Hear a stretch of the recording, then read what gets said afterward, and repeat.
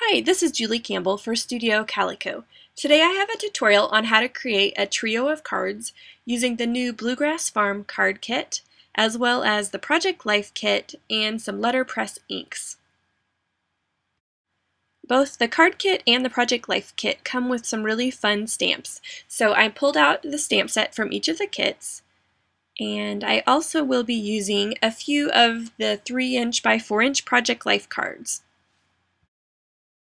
I want to create some really bold and vibrant stamped images. So instead of using traditional ink, I'm going to be using letterpress ink. Letterpress ink is very thick and you only need a tiny bit of ink to stamp multiple images. So right now I'm just applying some red, yellow, and white ink onto an acrylic block. So now I want to blend my colors together and kind of have a variegated color scheme. So I'm taking my brayer and I'm just spreading that ink apart, just kind of warming it up a little bit and getting it to the consistency that I would like. I'm going to add a little bit more yellow because my image is going to end up being a peach and I just thought there was just a little too much red. So now that I have the color that I was looking for, I'm just taking my brayer and rolling it over my stamp. So now I'll just carefully press that onto cardstock, and you can actually stamp it more than once. It's very pigmented. So I just usually fill up my scrap of cardstock with several images and then use those images for multiple projects in the future. So now I have some black ink that I've spread out on another acrylic block, and I'm inking up this sentiment. So I also wanted to show you how well the letterpress ink works when stamping onto a printed background. I love stamping with letterpress inks like this because the stamped image is so opaque and it just really stands out. So now I am just blending a couple of more inks. I have a teal green and yellow, and I'm wanting to create a little bit more of a vibrant green. So I'm using that to stamp some leaves. And I'll just fill this piece of white cardstock with leaves and then use them for multiple projects as well. So I'm going to use that same ink and just ink up part of my sentiment for another card.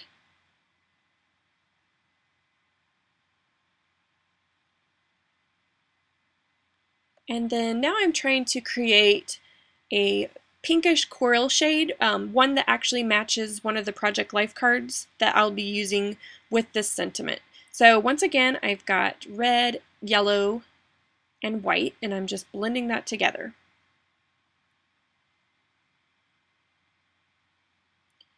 So it's much darker than I had anticipated, so I need to add some more white. And you just kind of play around with the colors. They're really nice and blendable, so you can just keep adding different shades until you get the right color.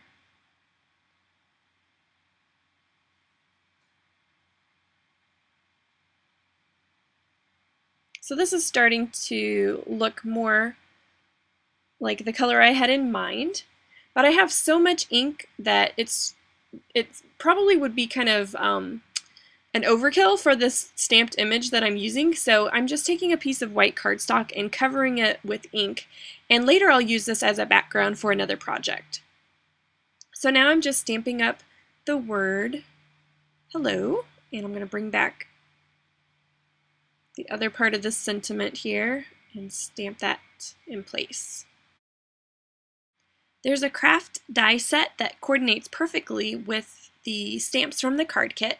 So I'm using one of those dies and I'm just using a little bit of washi tape to make sure that my die stays in place as I run it through my die cutting machine. You will want to make sure that all of your stamped images are completely dry. You might want to let them dry overnight or use one of the embossing heat tools to kind of speed up the process. So just to save a little time, I went ahead and stamped and die cut multiple images. So this is one of the Project Life cards from the kit, and I am taking one of the sentiments that I created earlier and just adding some foam adhesive to the back just to give it a little bit of dimension.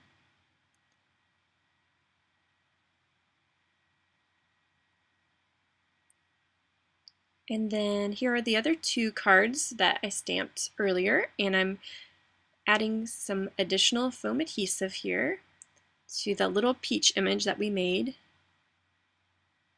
And then I'm taking the leaf and just adhering it flat onto the card.